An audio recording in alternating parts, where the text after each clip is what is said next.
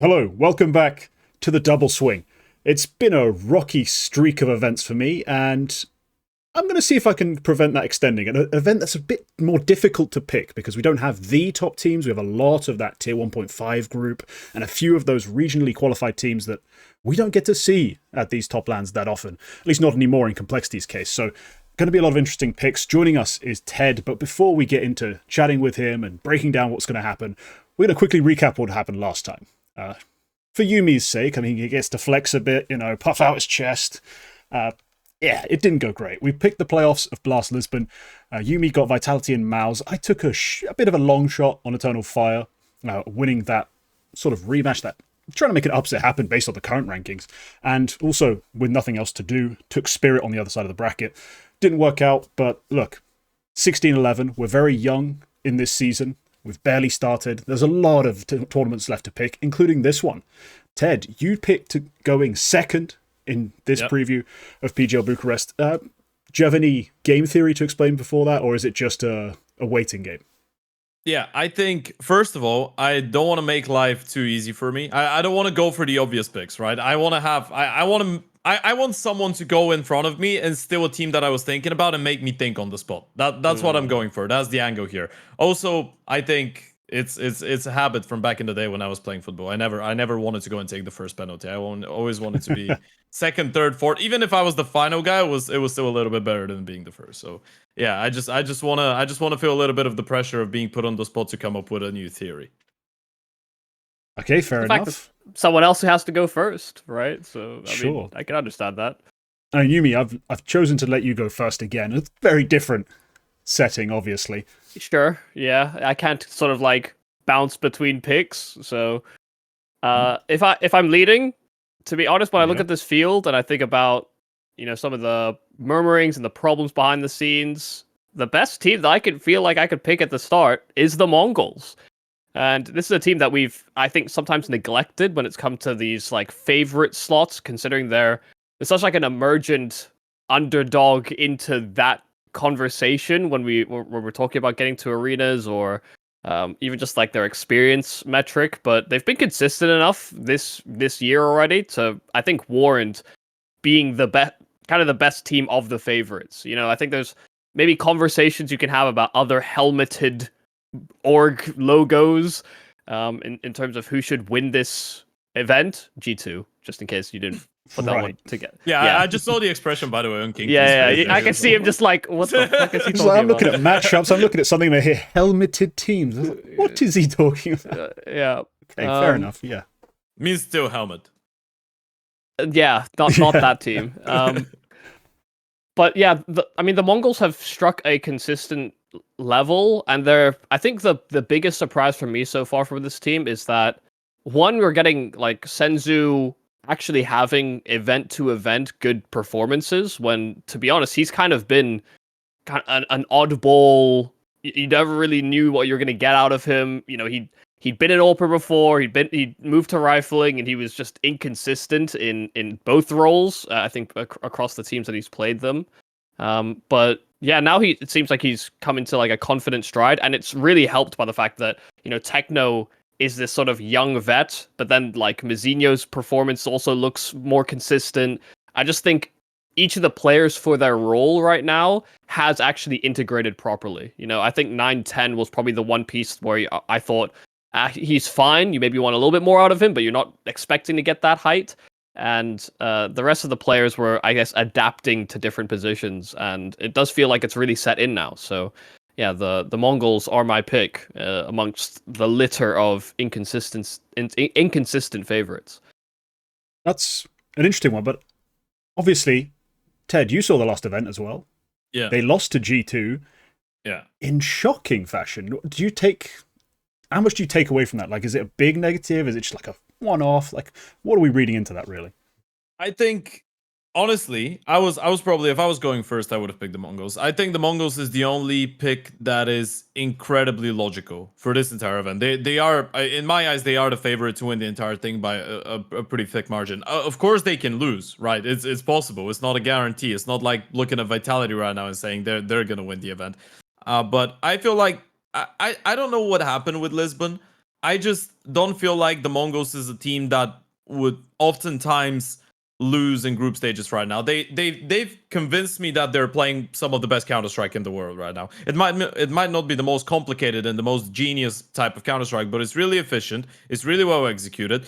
As Michael said, Senzu's consistency has been insane, by the way, because he started Kato with, I think, something around, let's say, 0.89 rating or whatever, if you want to look at numbers. And then you're looking at the individual performance in the 3 events after the fact. They're making playoffs, by the way. The Mongols have made playoffs every single event since the start of the year.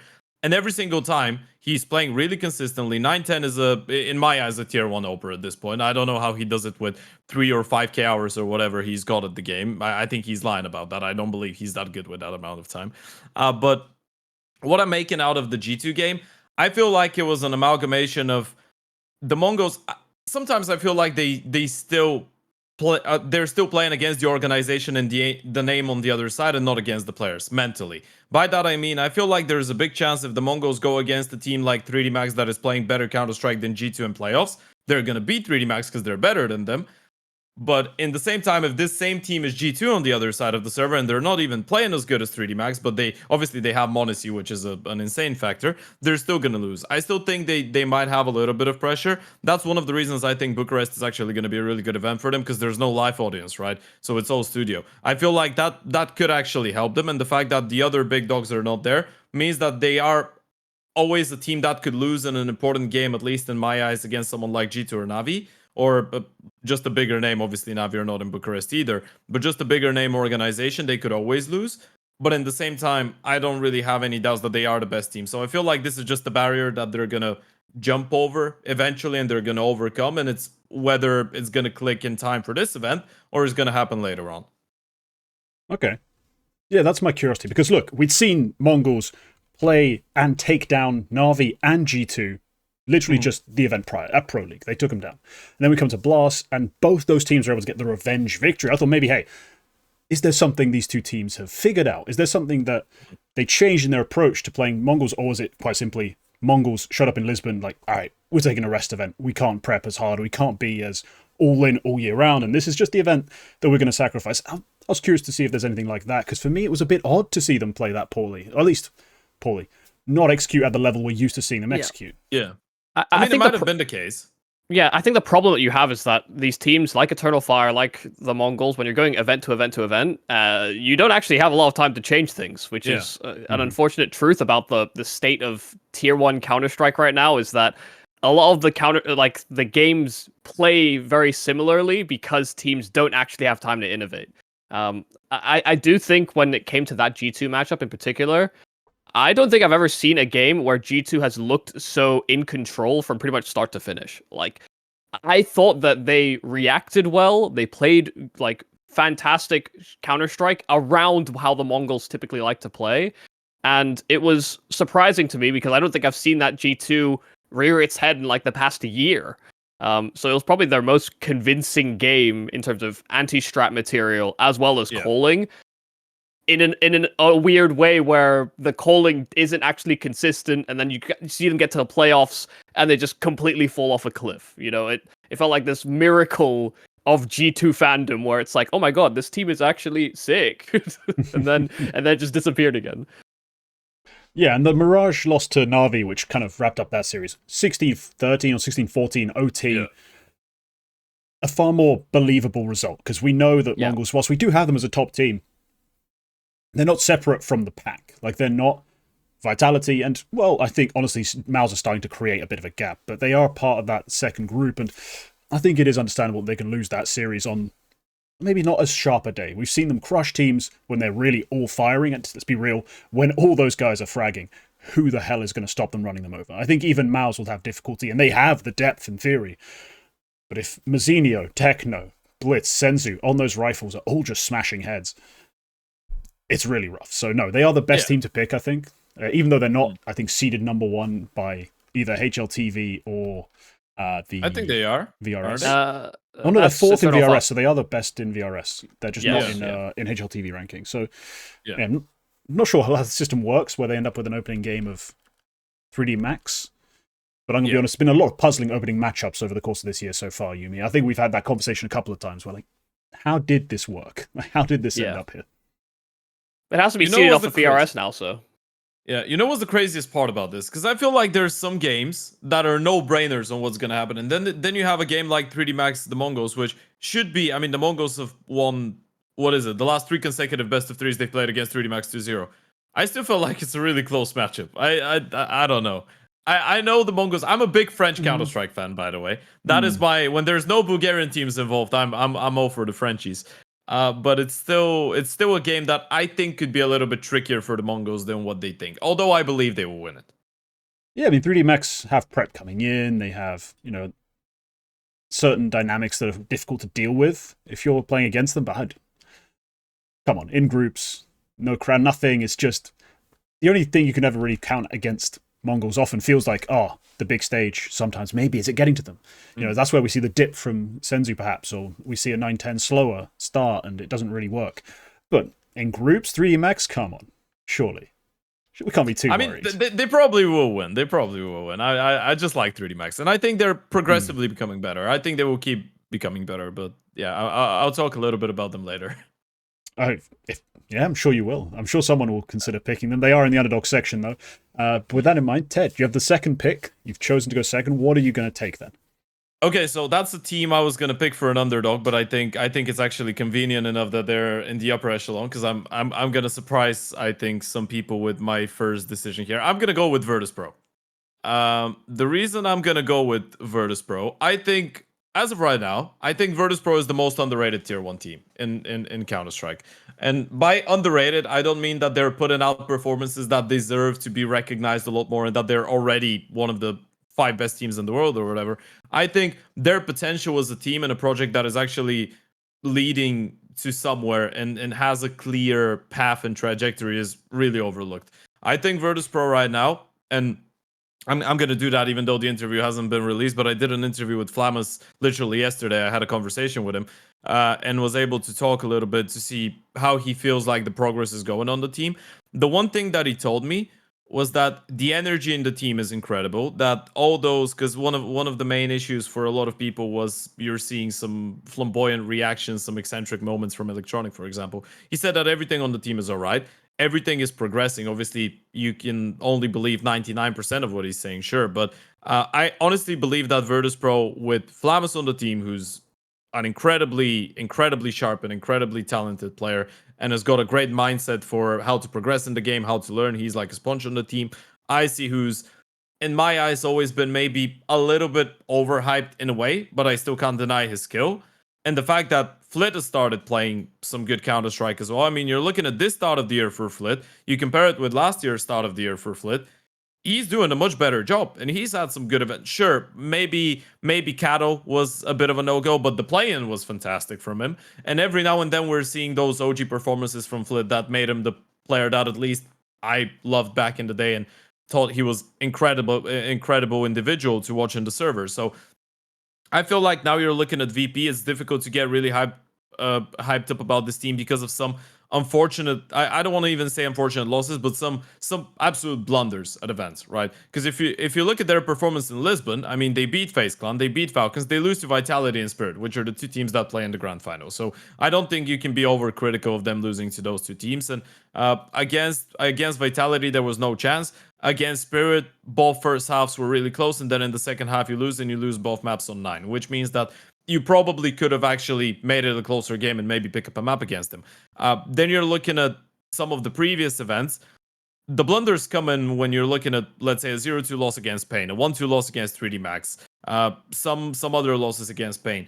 I just feel like this VirtusPro team is doing the opposite of having a honeymoon period. They're just going through a really steady and gradual improvement right now. And I believe that with the lack of teams like Spirit and Mouse and Vitality in Bucharest, and Navi to some extent, maybe even though they're not in the greatest shape ever, I think there honestly isn't a lot of teams right now that could simply go into the server and outclass them and make them feel like they're not out there just yet. Because I think for VP is going to be quite obvious when they reach a higher level. I can trust them to sustain that higher level. For me, they're not a team that's just going to go up, down, up, down, up, down. I think they're a team that's going to go slowly up, then sometimes they're going to have some dips. Sometimes they're going to lose some best of threes that they're probably not supposed to. But especially in this event, with a star against a team like Rare Adam, I think they can get the momentum going, get a nice clean win at the start, and then from that point on, build up and build up. And I can honestly see them make a really deep run into the playoffs. Yeah, that was, I think something you brought up there was one of the main points of concerns that you brought up, Yumi. You said that Flit for you had just seemingly lost it. Like he wasn't the old Flit. Like he mechanically looked a bit off. Like there was something not quite right. The last series they played against Falcons, the last series I think they won. Yeah. We see a bit of a resurgence from Flit, like a stronger performance overall. Obviously, Flammer's star boy of this team. Like it's not even close. But is that positive sign for you? Probably build a bit more consistency? Like, what is it that you take away from that, seeing Flit actually play a little better? I think the worst part is that because I had so many years of like belief in this team and the core of it, that even if I'm seeing the uptick now, I almost don't want to be like, yeah, he's back. You know, I'm just like, I have so much scorn now towards this, towards the core, even though I think they're talented enough. I almost want to see, I wanted to see a bigger shift up. I just unfortunately believe that, you know, VirtusPro, in spite of how poor I think their CT sides are looking or how bad the openers on T sides look, I think the caliber of players they have actually does serve as sort of like a life raft for them, where even during the unstable periods, they will be good enough than the majority of the chaff in these tournaments that they can pretty consistently get through to playoffs. I have this worry with Flit where it almost seems like if he gets too comfortable in a team, he just like shuts down, or he stops thinking, or he doesn't aim properly, because it doesn't feel like positionally there's been a massive shift up, or they're giving him more resources. He is just hitting more shots, and I wonder if that's all the psychological damage of working with James for so long, that he just couldn't use his mouse anymore. He's like overwhelmed or over processed in the head while he's trying to take shots. You know, I don't know what it is, but I can't actually knock Electronic for the calling on the team or just like the general atmosphere. It does seem like people are more lively and they are taking more risks than even when they were trying to fix things in VP. Yeah, I mean, Ted, I'm not sure if you know this. It was basically a running joke for about 2 years. Yumi's going to pick VirtusPro. They're going to disappoint him. Repeat. Like, I think you were an amazing, like, 3 for 12 or something ridiculous over the course of 2 years in VirtusPro picks. I think we might have had a conversation about that sometime across the line, but yeah, I mean, I understand. Because I've always been a VirtusPro appreciator. I don't want to say enjoyer, because at the time the Counter-Strike was just unwatchable. But I've also always appreciated the fact that they're doing something unique. But in comparison to art, they were actually doing it in a way that worked, right? Even though it wasn't that entertaining. But yeah, I can see that. It's difficult to look at Flit and say he's back. I'm not saying he's back, by the way, to how great he was. I'm saying he's showing some glimpses, and I honestly feel that when you have guys like Icy and Flammus on the team, because they are the new guys that everyone's going to be giving advice to, right? And I think if you're Flit, you feel a lot more comfortable when you know that you need to speak a little bit more. He, at least to me, seems like a player that feels a little bit more comfortable when he gets a larger voice in the team, and when he gets to actually help other people and make some more plays. And I feel like this is the one thing that you brought up as well, KingT, the fact that everyone's taking more chances, everyone is taking more risks, which on the outside, when it doesn't work, it could look silly and it could make you feel like there's a lack of structure, I guess, on the team. For me, that's a sign, especially for an IGL like Electronic, for me, that's a sign that people feel comfortable. And people need to have that bravery on a team. I feel like when you have that firepower and you want those individuals to feel comfortable, to go for plays and know that if they mess things up, there's not going to be any bad blood after that, and there's not going to be a lot of negative impact. Sure, you might have a conversation and say, hey, that play was straight up stupid. But in the same time, you want your guys like Flammus, like Flit, like Fame to go for a play whenever they feel like going for a play, unless that is the most moronic play in the world. Yeah, that's fair enough. I do agree with you on that. That you need that sort of... it's like in other sports, they describe it as almost like an air of comfort with each other, to be, you know, bold next to each other. Like I don't know how to explain it, but it does make sense that you'd want that attitude. My one concern currently with VirtusPro is I don't think they have a reliable AWP presence. Like, for the Icy move, like, we talked about it being a bit of a questionable one. We weren't that sold on him, especially after what people saw him at AmCal and were like, that's the guy. Like, that wasn't really that impressive a team or period for him particularly. So I do have my reservations, especially I look on the T side. He's just almost entirely a rifler. He rifles, at least as a percentage of his kills, he rifles more than ZywOo. And that's, for me, is just a bit concerning, especially if they want to be a team that leans into... He's got what? He's got above 35 or below 35% op kills or whatever, because I was got a... Well, his T-side's kill per round is 0.18. 0.18? 0.18. Like, sure, it's more than a rifler, but it's nowhere near what an AWPer should be maintaining. So he's just become a T-side rifler, and I feel like that speaks to a lack of confidence, and it's going to create problems on maps like, well, every map. There's no map, I think, where you can just not use an AWP. Maybe Inferno? Like, I think that's just a problem. Like, Dust 2, they're supposed to be good at. How are you going to do that with no AWP on the T side, really? Long-term with consistency. So I have worries about Icy's performance in particular, but I agree. Top-end talent, on the rifles especially, is there. They can just body you every now and then. And especially against this sort of opposition, there's no team that has that great combination of a mastermind IGL and the fraggers and all that stuff, perhaps outside of Mongolz. Yeah, really. When they're on, and they've got all of that rolling. But so I think they're going to win a lot of games and make playoffs, but I'm not sure how deep they can go with this current form. Yeah, that's my concern as well, because I feel like they could lose to anyone. Literally, the fact that they've dropped best of threes to Pain, even though I like Pain, but they're in a bit of a disarray now, so we're not going to talk about that. I still think VP could lose to 3D Max, for example, or to GamerLegion, or name another team that's not in a good spot. I mean, they could lose to Liquid with Chewy, right? But I still feel like they could lose, but they could also beat those guys and make it look easy, like they 13-0'd FaZe Clan, right? Sometimes they just have the skills, and if the guys on the other side don't have the fundamentals or are a little bit like Sedasico and a little bit out of focus, and they give them chances, I think VirtusPro can really upset those guys. And yeah, just to double down on what you were saying about Icy, I do agree. I think me and Maiko have actually had that conversation around 20 times before we shook hands and realized that we actually share the same opinion, because we love arguing when we're on the same opinion about something. But Icy, I think, is not a bad oper. I definitely don't think he's a bad oper. I think he's just overhyped. I think people were being critical of him because everyone was painting that insane image of him being the next Simple or whatever. Maybe not go as far, but you get what I mean. Everyone was going a little bit too harsh. I'm hyperbolizing, but everyone was going a little bit too harsh on that. I think they were almost latching to this idea that he could become the next Shiro. I think is maybe a more reasonable expectation. Like someone that sort of progressively levels up and becomes like a star level AWPer. Makes more sense playstyle wise as well.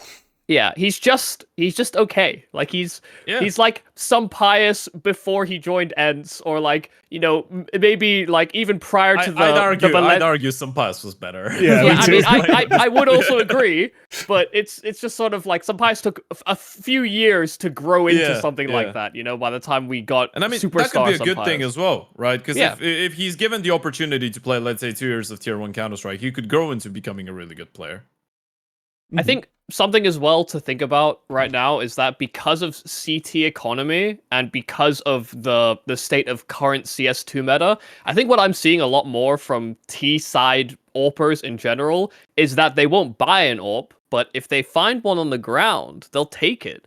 You know, I think they're trying to leverage the fact that you get a larger sense of sort of longevity with your money on T sides than you do on CT. And if the CTs are buying AWPs, then why don't I just take it off them instead? It's almost like the ethos people used to have to like secondary AWPing on CT sides. It's that, well, if we can save one from an enemy, then we can afford it, you know? We can afford free. There's a few exceptions, very, very few. One of which, prospect coming soon, Molodoy, is one of the few AWPers I watch who will force the AWP every time. Like, as soon as he can, he pushes an AWP out. There's been a few exceptions where it's like, oh, the ancient T side was starting so bad and so passive. He was like, all right, screw it. Like, I'm just not getting involved. Give me a rifle. Let me try and play properly. But yes, generally, even the very best AWPers are still doing that. So I understand it's meta, but even with meta considerations, he's far beneath them in terms of usage rate, in terms of hit rate as well. So we're still waiting to see, I think, a confidence from Icy that reassures me that VirtusPro have that to rely on, especially if they're going to keep playing long maps. Like, you need that AWPer. By the way, there is one, because you mentioned Molodoy. There's one guy from the Balkan scene, and I'm not going to say a Bulgarian name right now. I'm going to say a Serbian name, that I think is doing a good job at actually balancing Rifle and Ope, even though he's an Oper, but he's doing a good enough job with Rifle. And he was on the G2 Academy, G2 Ares. I'm talking about, okay. I think Deutza is how it's supposed to be pronounced, his name. He's a 19-year-old Serbian guy that has been, I don't know what's up with him, but he was regarded, and I think he's still playing actively, because I've watched some streams lately, but I don't know team-wise what's going on. He is also a good guy that I'm gonna give a shout out to, because I've heard a lot of good things about him, and I've watched him play, and I think he's doing a good job. There's some Opers, I think, that are doing an alright job with balancing and not forcing into the AVP, although I'm a fan of forcing into the AVP as well, because I want to see the gun. I will say, as someone that didn't have this guy on my radar, as I pull up his HLTV page, it don't look good, bro. Yeah. No, I know. That's why I'm telling you this could be really good. That's the problem. Because the kid is really skilled. That's why. Because you open HLTV and what is it? It's like I don't know, 0.68. 0.80 something. Yeah, definitely. Yeah. But then I'm telling you, if this guy gets a team to, if this guy gets an opportunity to play good Counter-Strike, I believe this kid could be really good. Yeah, well, that's the issue with kids on academies. I had this problem recently when Young Ninjas announced their roster, and I was like, all right, I really want to follow them, see what's going down. It's like, how do I? They play so many maps that are not HLTV maps, and I'll see, like, they'll have Twitter updates saying, oh, we won, we lost. But there's never been a link to a match page anywhere. So and they're playing United 21. Oh, that's the maps that are actually now on there, but prior to that, there was a whole, like, month, I think, where they were active, just unfollowable. So no, there's always more to academy kids than just the HLTV pages, thankfully, because some of them it's ugly. Then they get onto a real team and all of a sudden they're capable of this. It's like, yeah, you just never saw it for however fucking long. But yeah, let's get into my picks, because I now have two, and I have a lot of big names to pick from, don't I? The favorite section does still contain some bangers. Yeah, I mean, Liquid is there for the taking. Yeah, I might take them, but I'm going to start with something way more obvious, because, look, courage, all that sort of thing, it's great, but winning is, I think, slightly more important. So I'm going to take Eternal Fire, because, look, as much as they've had their problems, as much as they have a big problem in Xantares' health, which I hope, whatever it is, he gets fixed, because his description of it doesn't fill me with confidence in terms of long-term health, and in terms of especially short-term remedy, because it could be anything from some kind of cyst to even a slipped disc, by the sounds of the back pain combined with other... Yeah, gross. But look, they have so much in terms of rifle firepower, especially. Woxic underrated, we'll get to him in a sec. But rifle firepower beyond just Xantares, who, despite being ill, despite having pain problems, 5 pills a day, still shows up and bangs heads quite frequently. Like, he doesn't carry teams through the playoffs. We saw him sort of struggle with that. But in groups, has been outstanding. Was really strong at their last event. Bloody hell, I'm blanking on the name of Blast Lisbon. There we go. But despite that, they still have Wakadia, who seems to be finding his own, trying a lot of things. I mean, against Na'Vi, for example, that brutal Dust 2 match, Wakadia tried so many different things. Like, that man is brimming with confidence and hitting a lot of shots. Like, as much as he did get owned a couple of times when he had, like, backs to him, starts shooting, gets 180'd, he did still then just walk out with a second AWP, hit a shot, walk out with a deagle, rip a head off. Like, he is that guy, and he's feeling it right now. And I love to see that. Jota coming into his own, finding his picks, and Yumi, I remember our conversations, we always come back to it, like, how's this going to balance? Who's going to throw the flashes? Well, a little bit of Jota, a lot of Woxic. That's been sort of the solution. And despite all that, Woxic has still been one of the better AWPing AWPers. Like, when he's got an AWP out, his rating's outstanding, he's able to find a lot of opening picks, he's able to be dynamic, and still support his teammates. So I think they've done a great job balancing that aspect. Major, he's a fragger when he needs to be. Like, and a lot of big upsets they have, Major also hits a lot of shots. So despite everything that currently could be said that's troubling this team, I still think they're going to be confidently marching through to playoffs here, and I expect making a fairly solid run. I mean, we'll see what kind of level some of these other big-name orgs come in with. Falcons have been slowly working their way up. FaZe still have the players to be, probably top 4 in the world. But I think Eternal Fire, right now, on form, stronger team of that sort of group, and as well, just a team I've had a lot of fun watching this year. So I'm going to take Eternal Fire. Can't wait to hear why they're going to be terrible. Well, I mean, we've talked a lot about the doubts of them being able to manage all the travel and them talking about being homesick by the time they get to Pro League. And, Yeah. I think there were I had growing concerns at least about like motivation versus actual results in the server. And it's just they keep on making playoffs. Yeah, they So keep winning despite yeah. everything, despite all the complaints, all the problems. They're still making playoffs, so screw it. Yeah. So it's like, listen, they're complaining, but they're still being professional about it. It seems like it doesn't have any sort of correlative effect on their performance. And yeah, I think those concerns have been largely quelled in terms of like roster balance, balancing life. They seem to have it pretty well figured out, and as well because of the way that Lisbon ended up panning out. They've had a few more days as well as this interim period between tournaments to go back home and recoup and what have you. So yeah, I think the Xantares thing is really the only concern I have, because if he is ill, and we've seen him, I guess, in Lisbon struggle individually, it's a little bit, as much as you get Wikadia and Jota playing well, Xantares is supposed to be Xantares, and that does provide you with a lot of ample opportunities to punch up, and without Xantares, you lose that ability. Mute myself in OBS. Just to touch on the Xantares point, he was outstanding in 2 of the 3 series they win in the groups at Lisbon. He's a bit slower against G2, but hey, against G2 they probably could outcall them. And then in the final matchup, that playoff matchup with Mouse, that's where it all collapses. And that for me is like, okay, he can't go that far. That's too much. That 4th day, maybe, but there's no Mouse here. That's why I'm still happy to talk about them going deep. Ted, your take on Eternal Fire?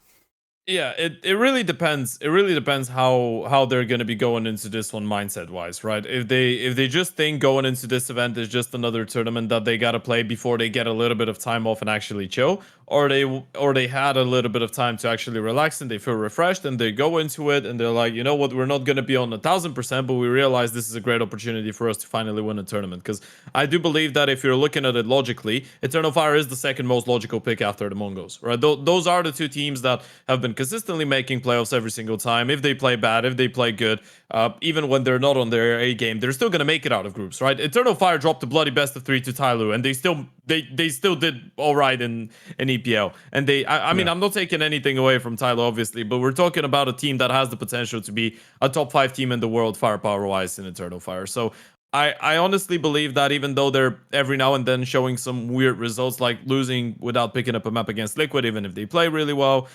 you lose a 0-2 series against 3D Max as well, I think was in EPL too, but they're still making playoffs. And as you said, even with Xantares being really displeased and in a really bad situation health-wise, they're still playing all right, and he's still putting out good performances. I really like what Michael said, by the way. I honestly agree that it doesn't feel like Eternal Fire are crying about anything and they're complaining. From my perspective, it just feels like they're saying things how they are, right? Because they go to an event, they play their hearts out, they do well, they lose to a really good team, they lose to one of the best teams in the world, and then after the event they say, well, we're not saying this is why we lost, but we're just sharing the situation for everyone to know that Xantares is going through a tough time right now and he's been displeased and he wants to apologize because this and this and that. So yeah, I don't feel like they're crying about it. I think it's just the reality of how things sometimes could be when you're when you're in your 30s. You've been playing professional Counter-Strike for how many years Xantares has been playing professional Counter-Strike, and then sometimes stress is gonna add up, health issues are gonna arise. This is completely normal for people to happen, and the fact that he's able to overcome that and still play to a decent level, I definitely think that they have the depth in the team to compensate for. But in the same time, I respect it, and I feel like if he's playing on 60-70% and not on 100 on this event, they still have an opportunity to win it. Yeah, I mean, listen, you can have grievances and you can have problems that arise, but I think when people hear it coming from you after you've lost or have exited the tournament, it's a bad moment to say it. Yeah, probably. it feels like you're saying, oh, this is not an excuse, but But I'm everything washing my about the hands still. yeah, but everything about the Yeah. way that you're presenting it sounds like you're providing us with the context as to why Yeah, it could be an yeah. excuse, you know? Yeah, yeah. Like, I'm not saying it is what it is, but it's evidence that could support it, you know? I mean, in his head as a competitor and someone that realizes that he's probably one of the best mechanical players in the world, he definitely believes that this is the reason that they lost, right? He's Oh. like, oh, only if I was on 100%, we would have crushed those guys.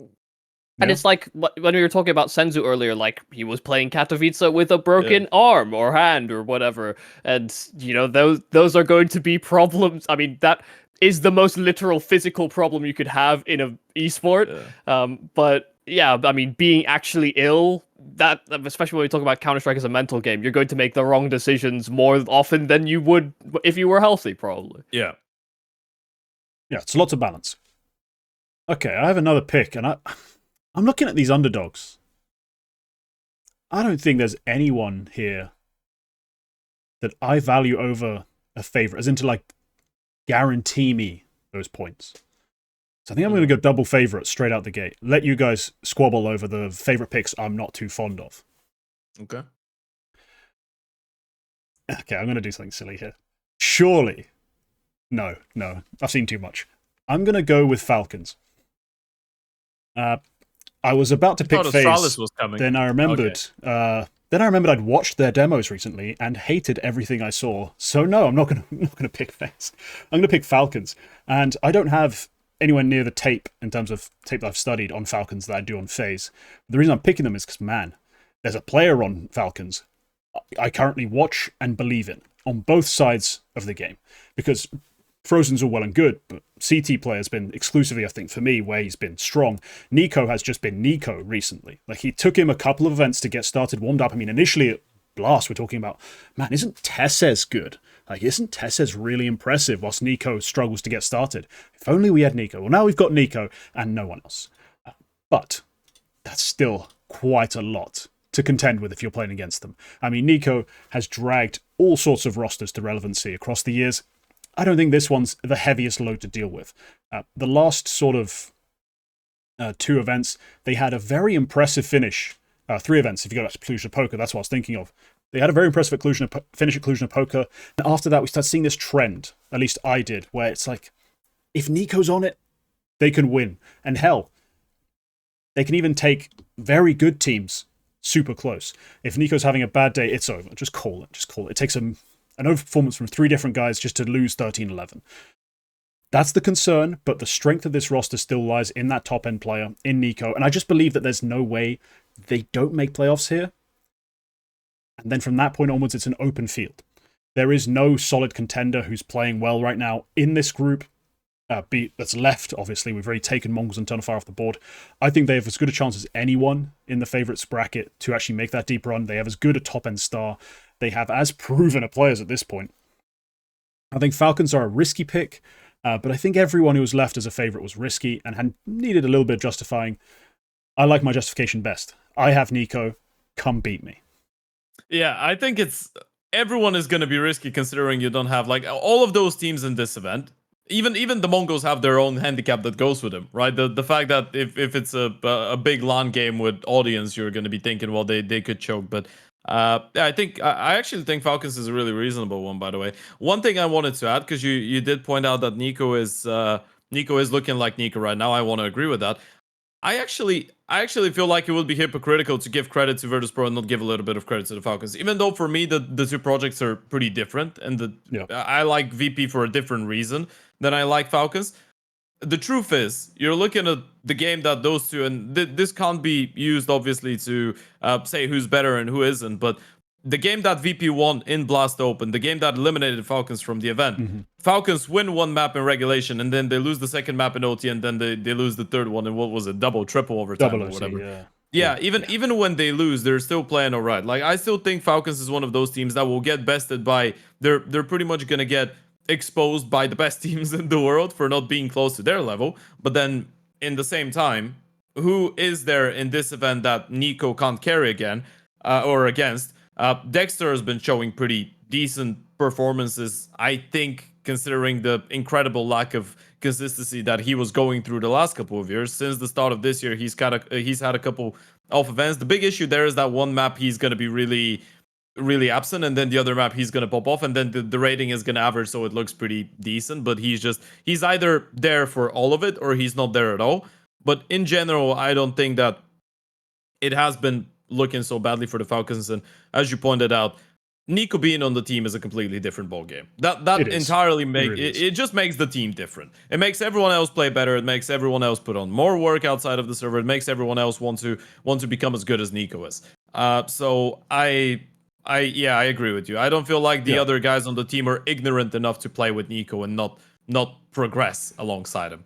Yeah, I do have one thing to touch on. I'm going to set this up for you, Yumi. As Dexter, for me, we talk about he's inconsistent, and that's just fair, really. Yeah. And the biggest problem I have is that it's inconsistent half to half.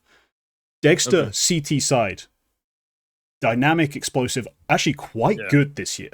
T side might as well have any old tier 3, never heard of him AWPer. Like, it doesn't really move the needle at all. Is that a big concern for you, or is it, Yumi, for you, like, we're just going to take turns? Nico carry T side, Dexter carry CT side. It's initiative swapping. Yeah, it does feel like that. And I wonder how much of that is to do with, like, the calling, because as far as I know, Nico takes over when they're on CTs, and it's just kind of the way that Nico likes to be, from G2 to the Falcons now. So he's like a very vocal CT guy, and I wonder if that actually helps Dexter to a certain extent. Because on T side, it does feel like sometimes on their defaults, Dexter kind of doesn't know where he should be, or how he can best help his teammates in taking control of things. Like he is actually, I mean, he's throwing more nades than I'm used to seeing Dexter throw, which is, I guess, a positive as well. But it does feel like we're seeing him at such a deficit in other parts of his game. In some ways, I want to call him like a feast or famine type of guy, but it's not even like a feast. It's just a very sizable dinner. Sometimes Dexter does have those maps, but I do agree with what Ted was saying. It's just like sometimes when he's absent, it's really bad. And unless you have, Tessus doing well alongside Nico, it feels like the 3-star paradigm we're trying to hit here on the Falcons is usually just like 1.5. Some like that good half out of Dexter, that good half out of Tessus. Yeah, Tessus, a really weird one, because literally we saw the first couple series they played this year. It was like at a 1.5 rating, ridiculously explosive. Now we do get the occasional T side, just not a lot to shout about, write home about. You need that extra guy. And it does make you think, we've heard conversations. We had people, obviously, there's always the same old rumors when it comes to Falcons. Because everyone considers them infinite money glitch, just buy whoever they want. Oh, they're just going to get money. Oh, they're just going to get this guy. If we had to put our brains together, there's some brains here, right? A swap for one of the actual, 3rd-star potential role players. Someone you'd consider changing. What would be your priority in terms of things they need to address? Or would you be talking IGL change? Is there something that comes to mind for addressing Falcons, larger inconsistency? Is there a cause to that symptom? I think minus Magic's plus Jimp Hat in the break would have made a difference, to be fair. Okay. But it really depends on what's the angle you want to go with, right? Because if you're expecting star-like and carry performances out of Tessus, I don't think you're going to get him. Because in my eyes, he's never been that type of a player. He's really sharp. He's really exciting. But he's not going to be Nico. He's not going to be... I don't even see him as the same player that Hunter could have been to Nico in some of the, let's say, a year and a half ago, 2 years ago, when G2 was winning everything, when they won Kato, when they won a couple of events in a row. Tessus is really sharp, but in the same time, he's not the guy that's gonna provide you really stable games all of the time, right?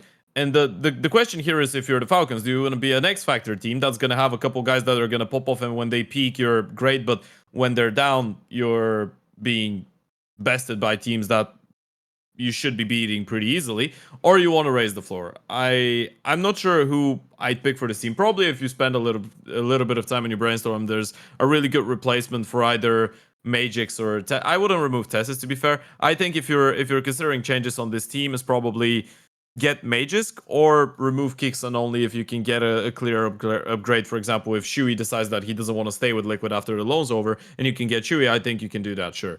But other than that, I don't think you change IGO. Okay. Yeah, it'll be interesting. I personally think, you know, Xerxin is probably the guy I'd want on this team. Okay. And I would take him over Tessus today. I would take I'd maybe even take Wonderful over Dexter. And I don't even think Wonderful's that good. That's okay. That's wild to me. Yeah, I need to hear something same, to explain same. this. No, I like Dexter more. Effectively, what I like out of Wonderful, and the reason I thought he was good on Na'Vi, or he was going to be a good fit for Na'Vi in the first place, was that, like, in terms of creating, like, reasonable conditions, or I guess replicatable conditions, Wonderful was actually a pretty good AWPer at, like, working within the structure of how the round is building out. Yeah. I actually think he still fulfills that role quite well on Na'Vi, but he just misses a few too many shots for my liking. I actually think Falcons could do with a bit of stability in some sense. You know, whether Actually, in the sense Magisk is almost supposed to be that guy. Dexter just isn't. And you know, Tessus and Nico are the only ones that provide any sort of reasonable floor as a metric. And I almost feel like they need a little bit more of that to start being a team that I could consider one that could topple or find, you know, an upset win over a better team. I think you're onto something, by the way. I mean, it makes sense because if you're the Falcons and you want to build your identity around star rifles and really aggressive rifle players, you need an AWPer that's a little bit more versatile. I agree that Wonderful is a bit more shapeable, so to speak, right? You can just take him in your hands as an IGO and as a coach, and you can form him the way that you want. And you can be like, you're going to be playing like this, he's going to do it. I think Dexter's got a really strong character of the player that he actually is. Like, that's probably why it looks sometimes uncomfortable and he needs to set other people up on T sides, because he's like, how do I do this? I want to do this. I want to learn, but I'm just not programmed to do it. That's the feeling I'm getting for Dexter sometimes, although I really like him. But it's also like Wonderful before he joined Na'Vi on Sprout was actually kind of like Dexter-esque in like how explosive he was being. Like during his time on Sprout, he was just bullying genuinely like these tier 2 players. Yeah. In a way that, you know, we don't see on Na'Vi. Like we don't see that explosive, that flair from him anymore. Mainly because I think Blade has sort of neutered it out of him. Like, just, we don't want you to do that. Actually, just chill out. Yeah, neutered, but also recently just too whiff heavy for me to ever buy into that. Yeah, no, I agree that form-wise he doesn't hit a lot of shots now, but I think he has the traits. Sure, okay, we'll give you that. Ted, we're back to you, though, in the pick order. You're coming in with, well, a very open board in terms of underdogs, but we're getting limited up the top, so where are you going? I'm actually going to close it out with the top. I'm going to leave the 2 underdogs for last. I will... Ooh, that's a tough one. Are we doing... If we're doing they will make it out of playoffs, I actually think there's going to be a team that's going to play some good Counter-Strike, and that's gonna be really exciting to watch. You know what? Screw it. I'm going to go Liquid. Yeah, why not? That could go really horribly wrong. That could go horribly wrong. But for whatever reason, I just think there's some madness with a team that is... They're not even an NA org, but a team that is associated with North America in any way, shape, or form that makes a last-second change where they sign a big name and they just do well in that first event that they do it. I don't know how to explain it. I just think Shui going into the team, he's going to have a massive incentive to do well, obviously, on Liquid, to show that after he was benched for Mouse, that wasn't the big reason. Like, his removal was not the reason that Mouse actually became much better, right? It was different reasons. It was the fact that Spinks came in and some things changed. But I think for a lot of people now, through their mind is going the idea that Shui was maybe one of the issues with Mouse, which I don't think is the case, but it could look like that to some people. So I think he's going to be really motivated to go into the team, and I think he's going to be really, really friendly with everyone going in, and I've always looked at him as a guy that's really versatile, and he can work with different people and really quickly find a way to please everyone in a way with the way that he's calling to make everyone comfortable. I honestly believe that Twist is going to have the time of his life now that he doesn't have to IGL, and he's going to be, in my opinion, and even he could be a better player because you get a different perspective from being the in-game leader. Now you're back to rifle, meaning you could focus on yourself a bit more, but you're still having that little chip of I need to give people ideas and I need to help when there's a solution needed integrated in your brain. So he's going to be an even more valuable asset to help Shui get back on track, because he's not just going into a team where everyone's just going to be Naf-esque quiet and just looking at him and being like, okay, what do we do? I do believe that it's incredibly exciting to see Twists, Naf, Nerds, and Shui on the same team. I'm not the biggest Ultimate fan, to be fair, but I just believe that this is a team that could be really refreshed with the addition of Shui and with the new voice, some new ideas. And I believe they can ride that wave of refreshment, if that makes sense, to a pretty good result and get out of groups. That's where I'm going with this one. I don't think there's a world in which Liquid win this entire event. I think there is a world in which they make it out of groups. They have a start against Legacy, which, by the way, is one of the teams that I'm excited to watch because they've been doing really good in South America, but I still feel like Liquid are going to go in with a lot of firepower, a lot of good atmosphere on the team, and I think they are a team that's definitely going to be exciting to watch. Okay. Yeah, it's a bit of a weird change to think about, isn't it? Because we've been all kind of building up to it. When are Liquid going to sign Shui? It seemed almost like a foregone conclusion, because no one wants to sign Hooksy, and there's the only other IGL anyone has in their mind in terms of tier 1 experience, potential to play in a different team and relieve the stress. Like no one's really actually going to sign Hooksy ever, it seems. So now that it's happened, we're calling honeymoon? That's essentially what we're trying to do here, is calling honeymoon. And I want to be on the same page, because I want to believe that we're not going to be seeing another wasted year of NAF, Twists, and Nerds.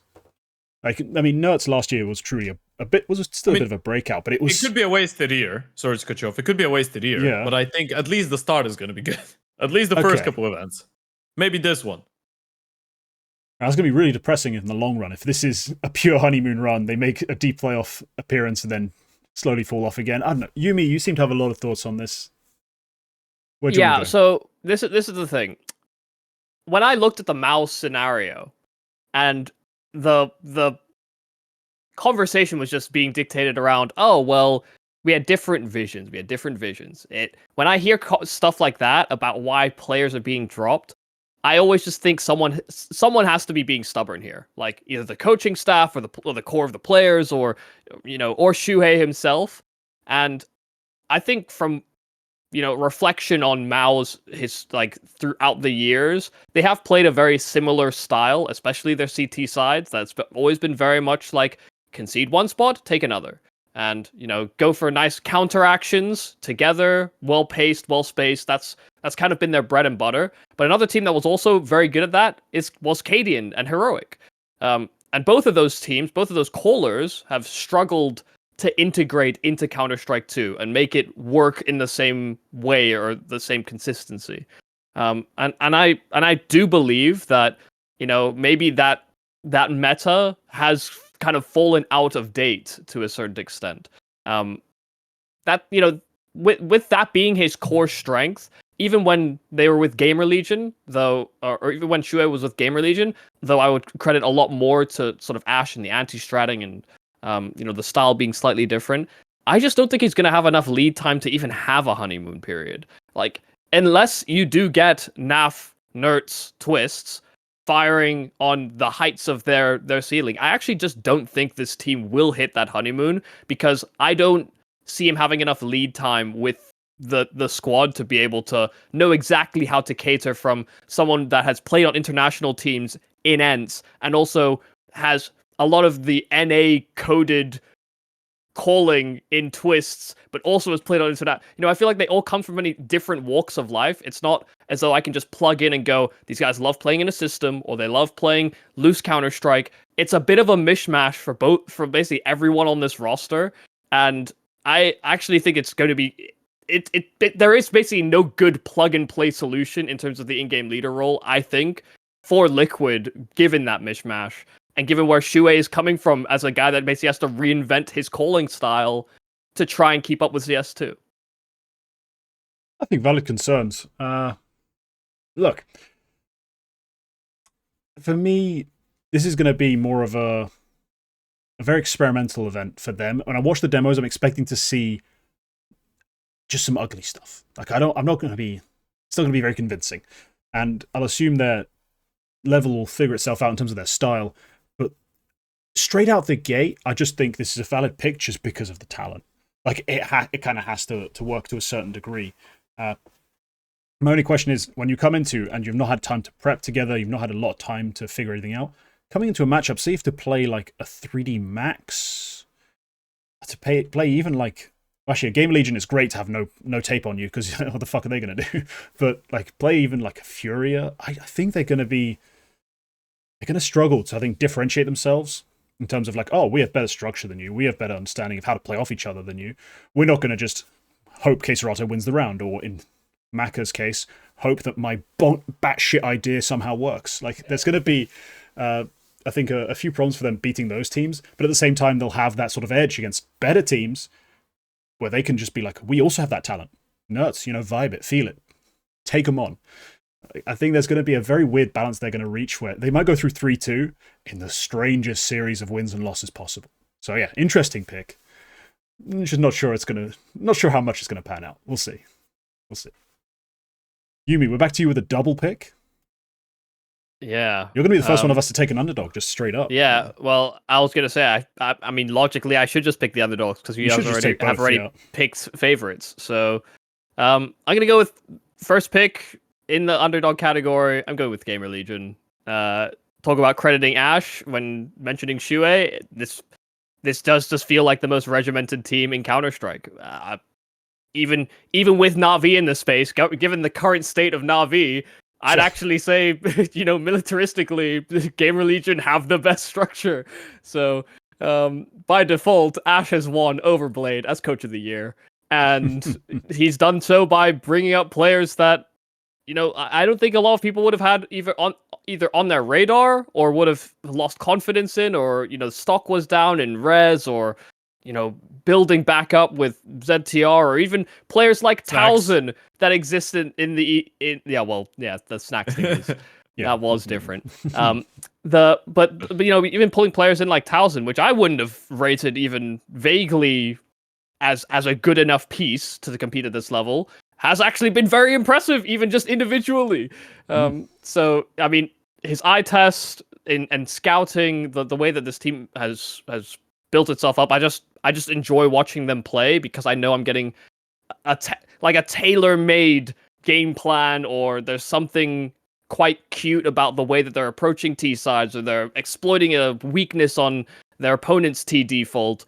I just think they're explosive with PR as well, and they've got the tactics to back it up as well. Like, this is a team that punches well above its weight in terms of individual firepower, but they match up on the firepower when you look at like the stats eye test, because they have the tactical element too. Yeah, they're quite a team, aren't they? Really fun, really high value pick. Ted, who's your favorite player on this team? That's something I'm curious about, because for a lot of people, it's become almost like, oh, this is the Rez I knew of like 8 years ago. So the old heads. It's not Rez. I don't know. Maybe you're old head enough to have some like nostalgic thoughts about it, some feelings. No, like that. I love it. I love it, because that's actually a fun story. Rez is the person that in a single game of Counter-Strike has made me feel the most useless I've ever been. I've never played against anyone that's fucked me up so badly in Counter-Strike as Rez has. So I do have infinite respect by proxy for the man. But of course, jokes aside, he's been playing great Counter-Strike. I think favorite player on the team, I'm jiggling between two here. I think can I just name two? I'm just gonna name out my two favorite. I think ZTR and Towson. I'm gonna double down on Towson, because he is the one that Michael was speaking about as well. I think Towson has always been underrated, because he is a role player, but he's not that type of a role player that's gonna shine too much. But even from, I think it was 2023 when he got picked up on Sprout Academy after Masonic, I had some chats with Feed, who was the head coach of, he was the coach of the academy back then, and he's the assistant coach for Sprout, and with some other of the guys that were in the coaching staff there. The fact that this person gets chosen by Barry, because we're talking about Ash and how good his eye test is for players and how good he is at scout talent finding. I think Barry is the only other person in tier 2 that is comparable to how good Ash does it. He is the only one I could actually have arguments about. He sold those guys before Ash. He's better than that. I think Barry is one of the best scouts in Counter-Strike in general. And the fact that you're looking at this young guy in Towson and he goes into the academy, then goes into the main team, then into the academy, main team, you're jiggling him. The one thing that this screams to me is, even if he's not ready for main team, I don't want to throw this guy away because I know he's special. And the fact that, when I say special, I don't mean against Iwu special. I mean special in the way that he's going to be the guy that's in the middle of a team, but you can always rely on him. And he's a really calculated guy. He's really calm. He's really... he's willing to sacrifice himself a lot for the team, for how young he is. And the fact that he's played different positions as well across his lifespan as a player, he's been star in some teams, he's been an anchor, he's been everything bar an oper, pretty much, and an in-game leader. But the fact that you've switched a lot of roles in different positions helps you get a broader perspective of the game, if that makes any sense. And when you're actually an anchor, but you know what's going on everywhere around the map, and you know how your teammates should be reacting, and you read the situation well, you make some really small moves that are really important and actually have a massive impact on the round itself. I think Tolson is a really underrated player, and I honestly feel like if you're looking at guys that have the potential to stay and play tier 1 Counter-Strike for, let's say, 8-9 years, and you got to pick people from this team, given that we're not including Rest because he's already done it, right? I'd say Zetyar and Tolson are my top 2 picks for that, because I just think they're incredibly stable. Is Towson Danish Messi? That's a good comparison. Actually, it might younger be a good Danish, you know like he's like 7 years younger. I can't believe you found a way to include UK Counter-Strike into the conversation. He's on GamerLegion. He's just at an earlier step, and he just needs to join Cloud9, have that blow up, and he'll be right there. Oh, jeez. I don't know. I don't know about the Messi comparison, because I do think Towson could be your 4th best rifle, and I don't think he's necessarily the guy that's gonna be 0.8-9 rating or whatever. Although Messi's been playing really well lately, I can't put him under the bus. But yeah, maybe if he's playing on a team like Vitality, sure, yeah, he's not better than Flames. 5 years down the line, remember this show. Yeah. No, man, the Towson thing is interesting, because when he gets picked up, for me, Towson was a part of what I call the forgettable Danish group, because there's 100 Danish 5 stacks full of riflers who play fine. Like, I'm going to be honest, I can't call them like idiots, but they're just not mechanically like blowing my mind. I'm not like, oh, this guy's going to come up and just destroy everyone. Like, it wasn't like when I was watching back in the day Yabby on Flames, and actually Zyphon back in the day had some absolutely crisp, clean aim. Like, I'm not sure what's gone wrong for him in his career since, really, but hey, let's focus on Towson. Like, he's just, it didn't seem to move the needle. It's like, okay, he's another one of the guys. There's 100 of them. Some of them with silly names, some of them not. And he's just in this team doing everything right. It's just, I can't ever watch a round of his and go, idiot. I can't. Why on that? He just does it exactly. Right. Yeah. The big difference comes in from the mindset for those players, because as you said, it's not like he's special in the raw skill that he has, but that's not the point I'm making. The point is when you're talking about a player like that, like in all good sport, like great teams in sports, for example, let's take football, let's take American football, let's take basketball or whatever. The really good scouts are the people that can spot the guys in the middle, the guys that can play 8 years for you and give their heart out every single time, make the right decisions. They're never going to shine. I mean, sometimes they could have their big moments, right? But they're not going to be the people that everyone remembers 30 years from now, unless they're a big fan of the team that this person has dedicated their entire life to, right? Then they might remember them as this team's legend. But Towson is that type of a guy. And I think that's why I honestly believe in the longevity, because the Counter-Strike he plays just makes sense. And I've had the chance of interviewing him. I know him as a person.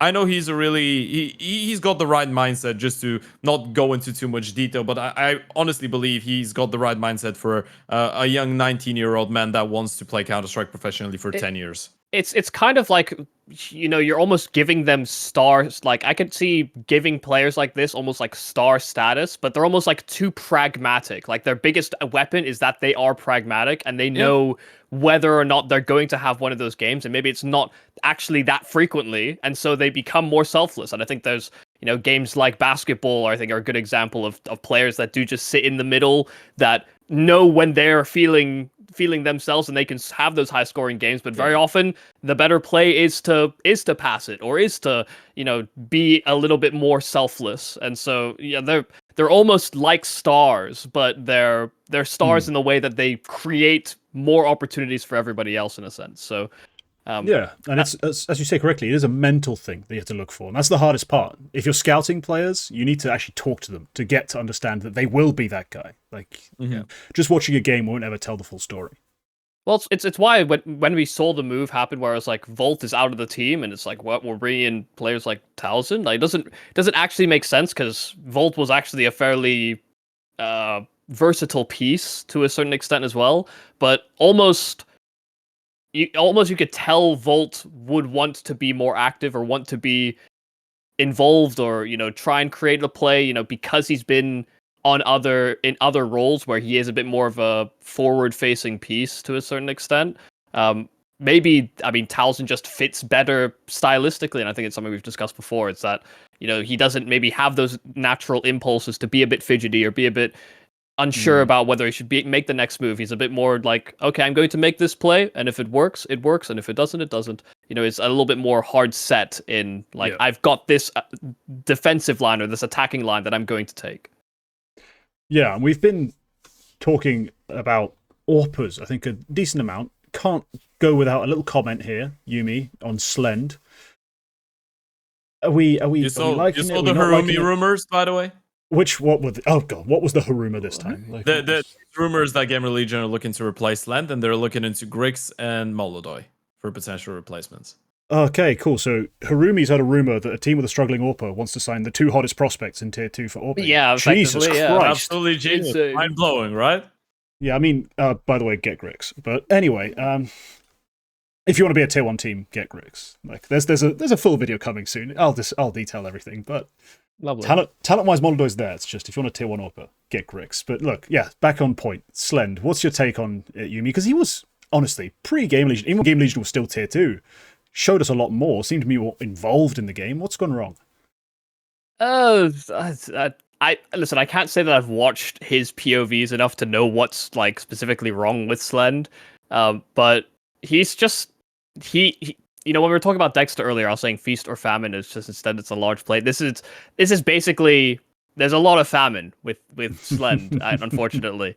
And I do wonder whether that's largely drawn around the fact that rifling is just stronger right now. And I think when they craft game plans, especially on T sides, you know, Slend is kind of non-involved in a lot of different ways, and it's mainly more res driven, or, you know, the initial starting pack, and the AWP's just not a part of that. So I don't know whether it's that, but yeah, I mean, he also just has a lot of missed opportunities, a lot of missed shots, and he's not shown versatility enough, or he's not shown to be versatile enough to be like a rifle focused T-side player either.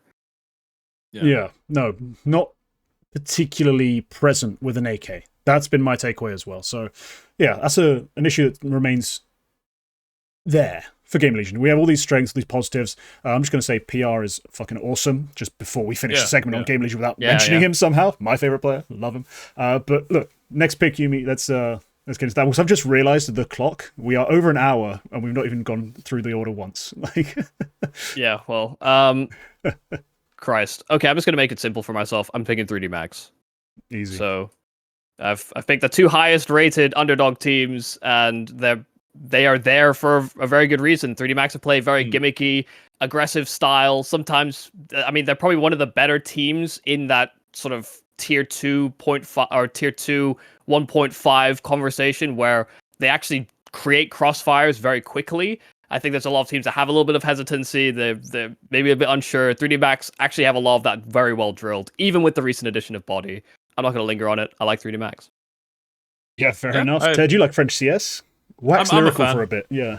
Yeah, I'm a pretty big fan. I think Body's addition actually made a little bit of sense. I know it came as a shock because the team was already on an upwards trajectory, but I actually, because I was doing some research, I was doing an article on 3D Max and the French scene in general, and I spoke to a couple I spoke to a French commentator and someone that's been in the scene for like 10, 15 years maybe in France called Auni. I'm not sure if there's supposed to be a different pronunciation in French, yeah. But essentially what he told me was that it came as a shock to everyone, but he told me that in France in general around 2023, maybe 2023, when Body was on Falcons, he was considered the best French player, bar obviously Zywin and Apex, right? And individually, Body is a sick player. I have no doubts. I have no doubts with that. I feel like the big issue that a lot of people have with Body is the fact that on Fnatic he was not anything special. But I think the issue there was he was first the IGL. Second, I'm not sure he was getting the trust and he was getting the support from his teammates that a player like him needs to operate. And I think he's going to get a lot of respect. He's going to get a lot of good atmosphere on the team. And I really believe that he's really dependable on having a good atmosphere on the team. And in general, 3D Max, as Michael said, they have good coordination. They're really quick to make moves around the map, set up in different situations. They're really versatile. They're not only working with a set piece of things that they know how to do. And then if they have to improvise, they're left clueless. No, they're really good at improv. And even considering they're good at improv, they're still a decent team in actually preparing for stuff. They have really good set pieces. They have good things that could catch people that are not as structured off guard. So yeah, I like the team. I think they're really good. Yeah, the commitment behind everything is what always gets me. Like, it's never, I guess we'll hold this. No. We're holding this. And we're all dying here if we have to. Yeah.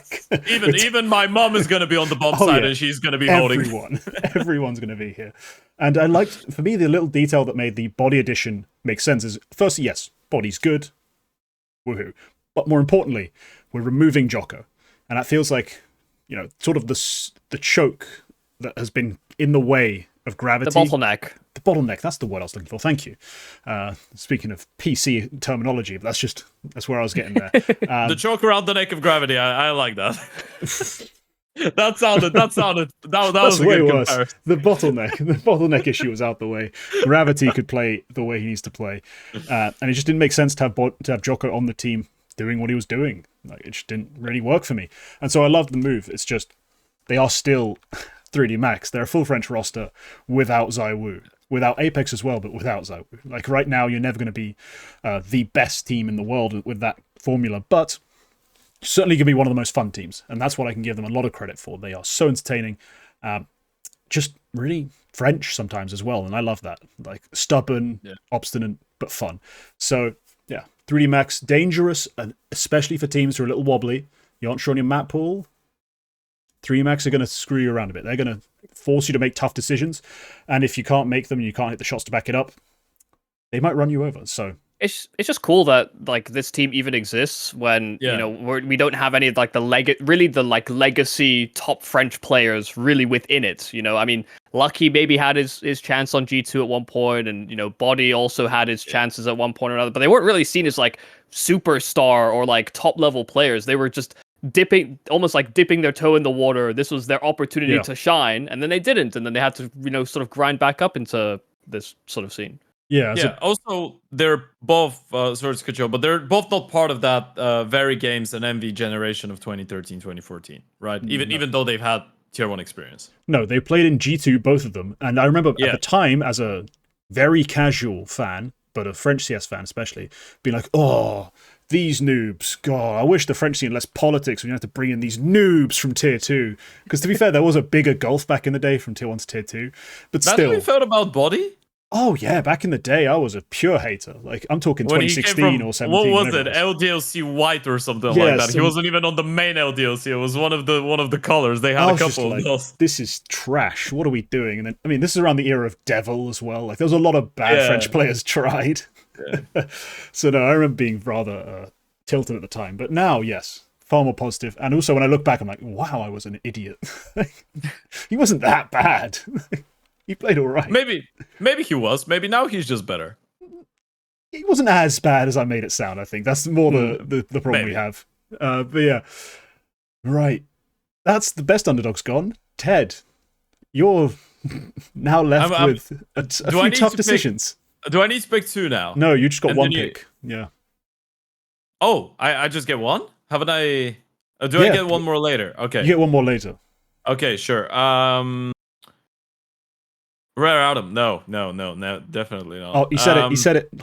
No. I'm gonna. Oh no, actually, Michael is out of underdog picks. He can't say it anymore. Yep. I'd say. You know what? Yeah, fuck it. I'm gonna go Pain. I think they're in a disarray right now. They don't even have 5 players on the roster. Yeah, exactly. But you know what's the thing with Pain? I just think that's why I like them. It's like I have a toxic relationship with loving this team because on one day they can play really good cohesive Counter-Strike and they have a lot of firepower on the team. The other day you're gonna see how Big Uzera is tilted on round 2. It's like it's a face-it puck and we've just lost the knife round and it's already GG's. I think Pain still has incredible potential in the amount of players that they have, the amount of firepower. I'm not sure about what has been going on with David Ayers on the team because I was actually really excited when he joined in at the start of the year and he's had a couple of good events. But I think in general, maybe the problems with the broader problems with communication and maybe sometimes some individuals making pretty silly mistakes from the outside, what it feels like creates tension, and maybe that's why some of the individuals are underperforming as well, bar Big Zera. But if I had to say something positive, I think NQZ's been pretty decent, by the way, bar everything else that has been going on. I think he's been really solid. He's becoming much more of a reliable opener now than back in the day. I'd say I would describe him as the guy that would be an X factor sometimes, but then he's gonna miss the easy shots as well when you need him to hit him. So yeah, I will go Pain because I don't want to pick Furia, and I think even a handicapped Pain is better than a Furia. I do have one more team in mind for later on, but I feel like with a little bit of Big Uzera magic, maybe if NQZ has a good event, they could have some decent games against some really struggling teams. But either way, it's going to be difficult for them. That's a bold choice. Yumi, you mentioned it straight away. They don't have a complete roster. Are you more aware of the news than I? Is there a rumored 5th who's going to be playing at this event? Do we know any of that? I don't actually know. I No, genuinely don't even actually know. Wow. Okay, I mean, even if assuming they get a good piece, right? Like assuming they get a semi-decent Brazilian player, I don't even know who it would be. Like on loan or something. That's probably how it'll happen. Even with that assumption, I'm losing faith in Pain because I almost feel like they are a team that's burdened by expectation. Like, sure, they have been touted and they have, I think, very justifiably been locked in as sort of like the best Brazilian team that isn't Furia. And hell, even when you consider Furia, they might still be the best Brazilian team. And I think as they have found as they found results and have gotten more evidence to support that, I think they're a team that actually crumble under that expectation a lot of the time. Whether that has been Snow or whether that has been Kawes, or any number of the players on this team. I do think that they all kind of step back or shy away in those moments, and I think that frustration has been very evident on Big Uzera's face when we see them at these recent tournaments, and he just looks angry. Like he's like screaming a lot in terms of like trying to communicate orders and get everybody back on the same page. I really did think David was supposed to provide a bit more of that help in terms of like veterancy. But I think that's also part of the reason he's maybe struggled in some of his prior teams, is that when they get into positions where they should be winning, I don't think he plays the same. Yeah. I don't know, for me, they've just been increasingly volatile. Like, all their time as a dark horse last year, we'd always see them come in and they could beat teams that were better than them, and they'd have a tough loss and go out and you'd be like, oh man, Pain, next time they'll do it.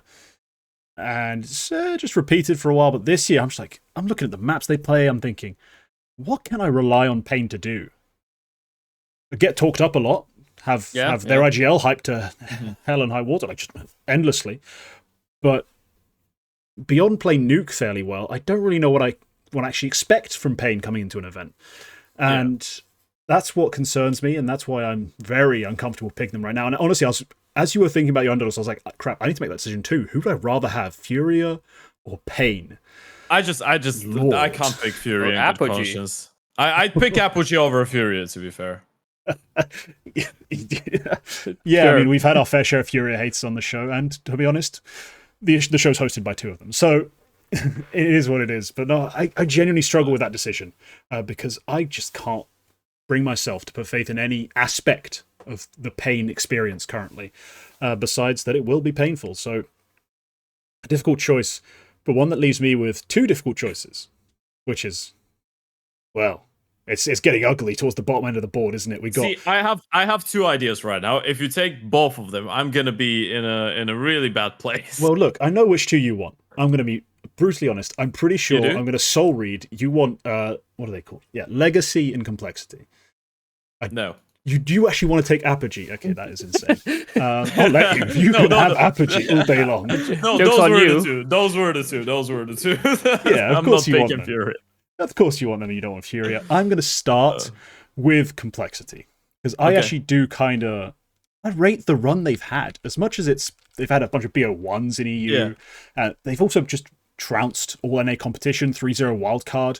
And whilst the Fuzi question involved in all that remains, because I'm still there's very mixed conversations to what's going on behind the scenes with Fuzi. Like, pretty sure he's not removed permanently is what I've got. But also, is he even in the US? Is he still playing from Sweden? There's a lot of question marks that are just murky and I don't really have a clear answer on. So I'm not sure what's going on with that. But they still smashed them 3-0, despite, in theory, having an advantage on the calling, probably the rifle core. A lot of things that should be better, just simply not working out.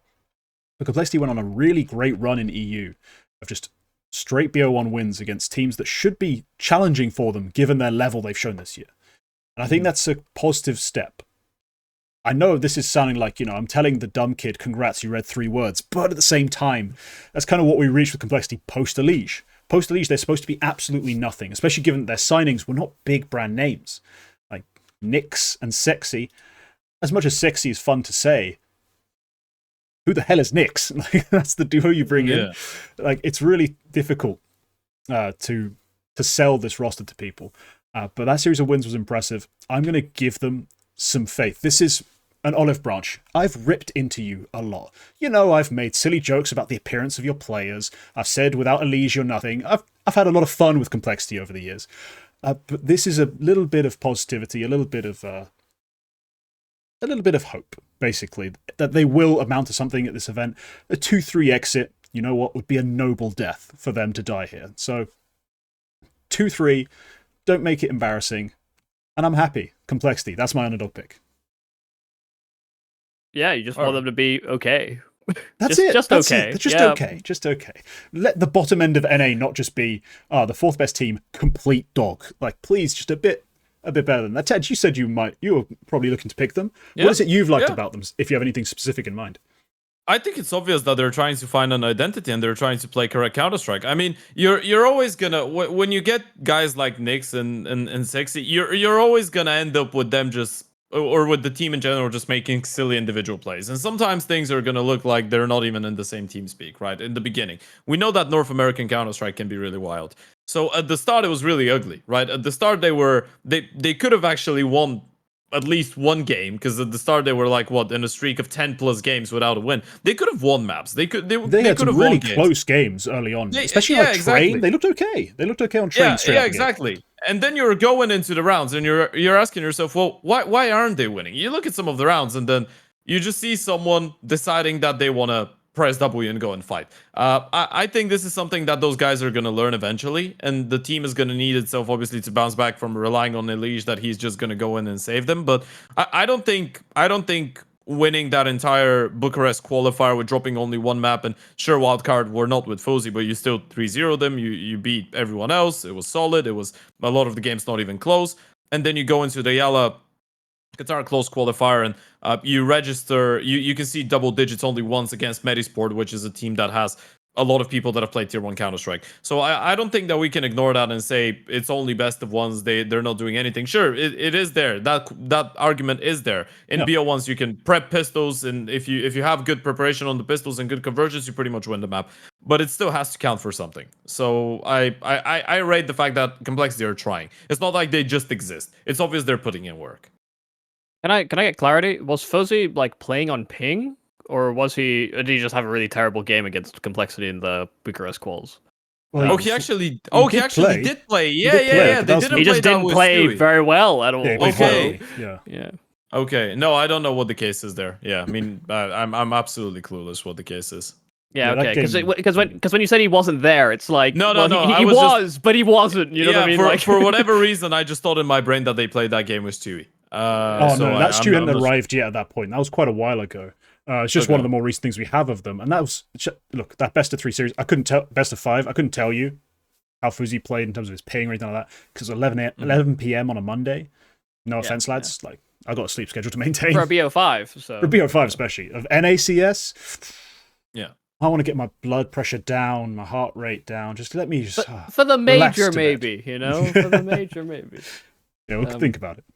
Yeah, they're on a good stretch of form. I mean, we've talked about it before. Complexity just felt like this was a very realistic move for them to make when they don't have a lot of capital after having reclaimed the organization and then, selling off a Liege. They want to try and make the business as profitable as possible. And in the early period, that is probably the best thing they could do. Sell a big name player and then hire some players that don't cost nearly as much. And they can do some damage control. They can, try and create their style or, actually feasibly try and give back to the NA scene and have like a proper NA team that has majority North American players. I always rated that approach. And right now it does feel like if there was ever going to be a time to think about Complexity in any sort of relevant conversation, now is kind of the right time. I think they've had a nice confident stretch. So they shouldn't come in here wavering when they play in Bucharest. Yeah, good opportunity for them. Who's their opening matchup? Falcons. Well, there you go. There's a proper upset waiting to happen right there. Yeah. Slightly informed, definitely the underdog. Sexy will humble Nico. I'm pretty sure there's going to be at least 5 watch party streams that are going to be named like that. Yeah, Nick's first Nico or something. It's gonna be fun. But all right, I've got a final underdog to pick to close out my selections. And I could just take Legacy for no other reason than it might annoy Ted, but I'm not going to. You can do it. You can do it. You know what? Make it interesting for people. Make me choose. That's the reason I wanted to go second. I wanted to be put on the spot, so you go and take. The problem is, I like having points, and I don't think Legacy are going to outperform Furia. I just don't. Okay, leave Legacy to me then. I'll let you sell them. I'm going to take Furia. And look, Furia, for me, are a team who basically, the conversation hasn't changed for a long time. It's quite frustrating that it is this way, but it's essentially, they don't have a good enough IGL. They don't have a good enough AWPer. It's one guy. But then on top of that, they also have struggles in terms of getting through the poor IGL, through poor structure, getting the most out of the rest of their players. And if Queserato can make a miracle happen, like he did in Rio last year or something else, they can make a deep run. That's essentially what I have to gamble on. And I'm looking at the rest of these teams, like Rare Atom, Legacy, Apogee. I can't even pretend. Like, I know who the Legacy players are. Can't pretend I've watched them for like 6 months. Apogee, Jacob, you're cool, but you're not that cool. Like, you're not good enough, I don't think, to make something happen. And Rare Atom, I mean, so I'm they didn't do too bad in Pro League. That's great, but didn't do too bad that one time isn't going to be enough for me. I'm going to take Queserato and his band of merry men on their fat salaries and mediocre acceptance, I guess, like the way they're just okay with it, and take a gamble. Like, I think they could win a couple series with the right players popping off. I think that's more than I can say for most other teams who are below them. It's not much to be hopeful on, but maybe they are due a big event win. Not a big event win, sorry. A big series win or two. And that's all I'm basing this off of. If they can make top 8, praise the Lord, praise the heavens. Like, maybe that's enough of a cataclysmic event for us to rejig the entire Brazilian scene?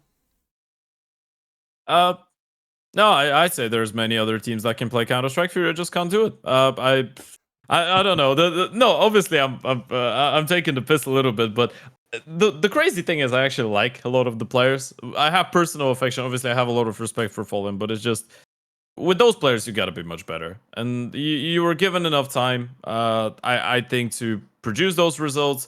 The truth is, for me, I think right now, if I had to rate the best Brazilian teams, even without a fifth person, I would still put Pain above Furia, and I would put MIBR over them as well. So for me, if you have those players, if you have Keserato on the team and you're not even the best team in your country, you're doing something wrong. So at this point, I just want to see some type of a change for Furia. I even I don't find it fun watching the team anymore. So I think something, if I had to look at something positive, Keserato could always decide that this is going to be his best event of the year, and he could carry them through the group stage, maybe.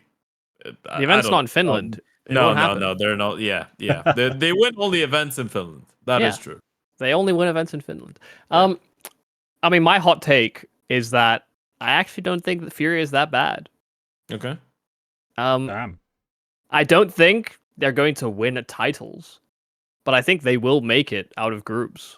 And I think they're a team that I can see consistently making it out of groups and hovering within sort of like the top 10, top 12 teams in the world. Now, is that acceptable for a brand like Furia? Probably not. I don't think that's a good use of Keserato's time or Yuri's time or even Skulls' time. Skulls has been really good. I was about to say, Yuri doesn't get that credit for me anymore. Like, based on how he's been playing, but it's a waste of Skulls' time, I agree. Yeah, I mean, those are the three players that I could see being of value to the rest of the Brazilian scene in some capacity. I just don't think that, honestly, the calling has not been that bad. The players have not been that bad, but they always lack that little bit of extra oomph or the little bit of extra finesse that they need to win games against teams that are going to be better than them. And they're a team that are also vulnerable to being upset.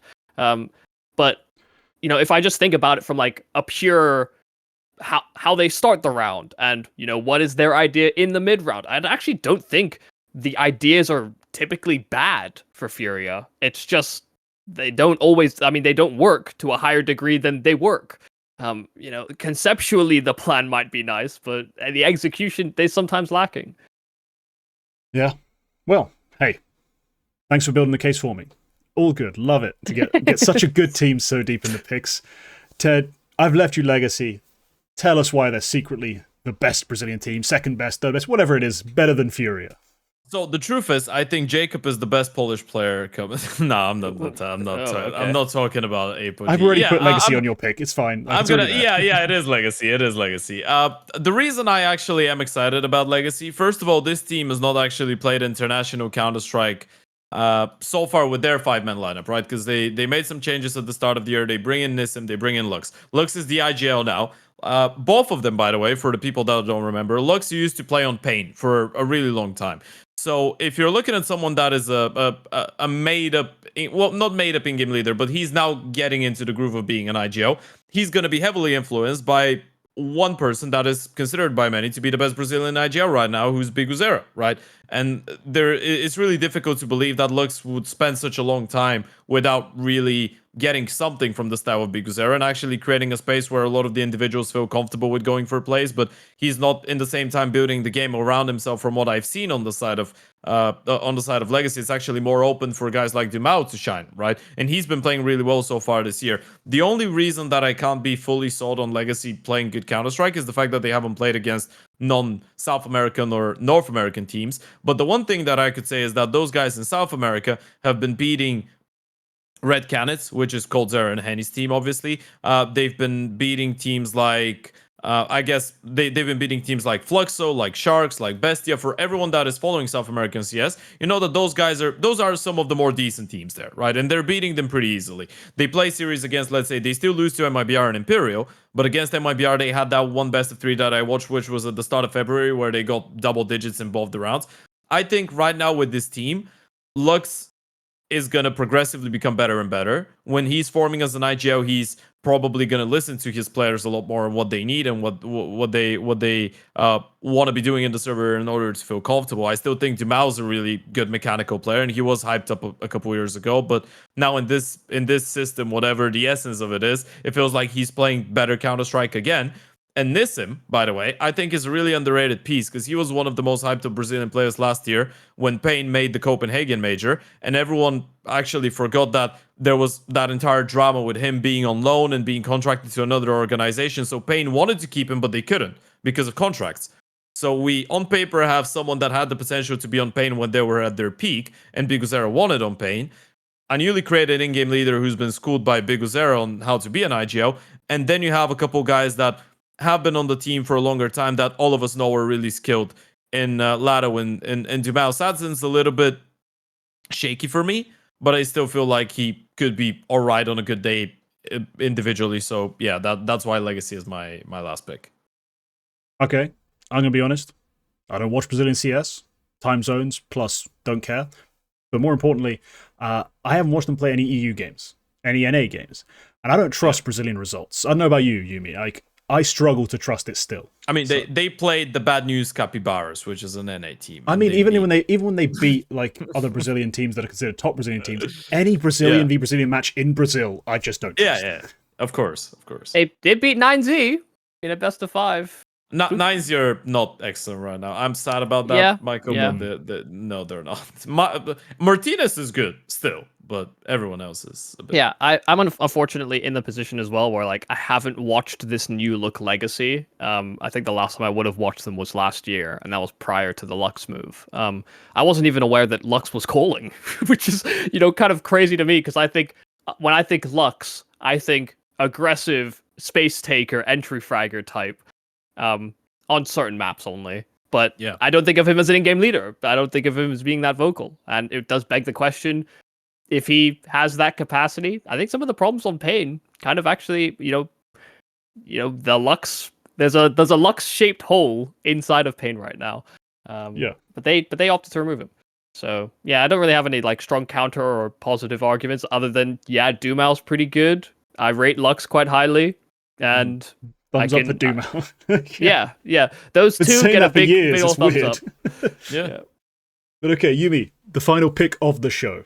You've got a favorite. Now, there is G2 this phase, but there's one real sweet treat left in the packet. You want Astralis, don't you?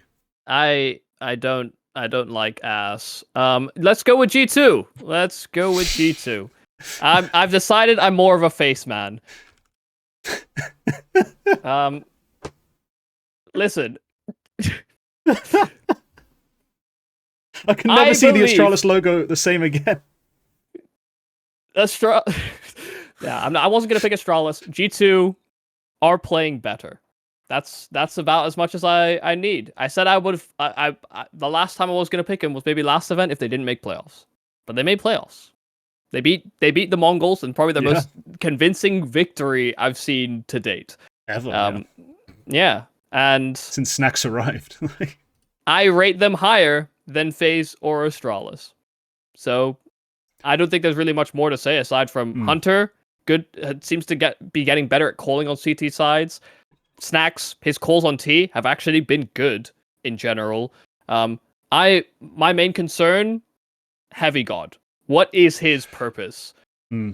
What is his role in this team? Because I actually don't know if I'd be able to quantify it for you.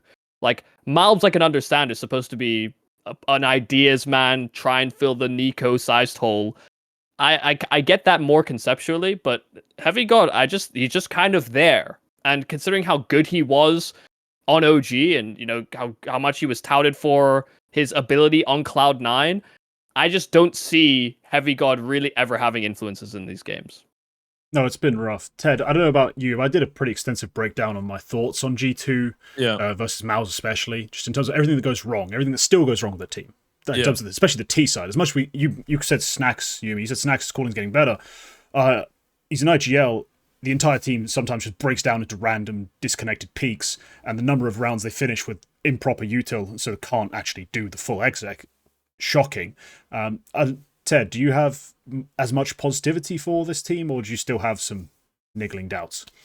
I mean, I I think it's impossible not to have doubts about G2 at this point, right? Yeah. Also, there's always going to be that elephant in the room that there might be some changes that they've already decided on that are happening in some time, but people are still waiting, and they know, and they have that thought to the back of their minds, which is always contributing to the team not playing as good in certain situations if they don't want to be together or whatever. But if everything's all right on the team, if the vibes are good and the atmosphere is great and everyone's staying together, this, even though I'm not the biggest Snacks fan, I gotta agree that a lot of the time it does feel like it makes sense what they're trying to do. But as you said, it's more people just getting disconnected. But again, I just don't rate Snacks as much as of right now.